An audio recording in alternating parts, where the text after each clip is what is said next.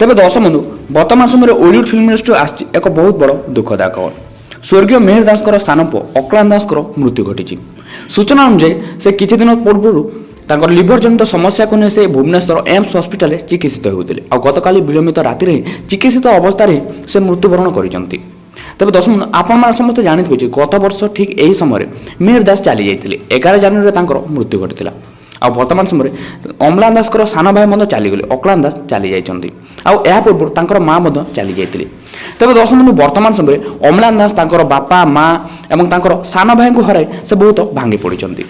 ତେବେ ଦର୍ଶକ ବନ୍ଧୁ ଆମେ ଆମର ଓଡ଼ିଆ ପ୍ରଫେସର ଟିମ୍ ତରଫରୁ ଅକ୍ଳାନ୍ତ ଦାସଙ୍କ ଅମର ଆତ୍ମାର ଶାନ୍ତି ପାଇଁ ପ୍ରଭୁ ଜଗନ୍ନାଥ ପାଖରେ ପ୍ରାର୍ଥନା କରୁଛୁ। ଆଉ ଆଶା କରୁଛୁ ଆପଣମାନେ ମଧ୍ୟ ତାଙ୍କର ଅମର ଆତ୍ମାର ଶାନ୍ତି ପାଇଁ ପ୍ରଭୁ ଜଗନ୍ନାଥ ପାଖରେ ପ୍ରାର୍ଥନା କରନ୍ତୁ।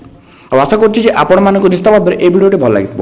ଯଦି ଭିଡ଼ିଓଟି ଭଲ ଲାଗିଲା ଭିଡ଼ିଓରେ ଗୋଟେ ଲାଇକ୍ କରିଦିଅନ୍ତୁ ଏବଂ ଏପର୍ଯ୍ୟନ୍ତ ଆମ ଚ୍ୟାନେଲକୁ ସବସ୍କ୍ରାଇବ୍ କରୁନଥିଲେ ଚ୍ୟାନେଲକୁ ସବସ୍କ୍ରାଇବ୍ କରି ପାଖରେ ଆସିଥିବା ବେଲ୍ ଆଇକନକୁ ପ୍ରେସ୍ କରିବାଟା ବିଲକୁଲ ବି ଭୁଲନ୍ତୁନି।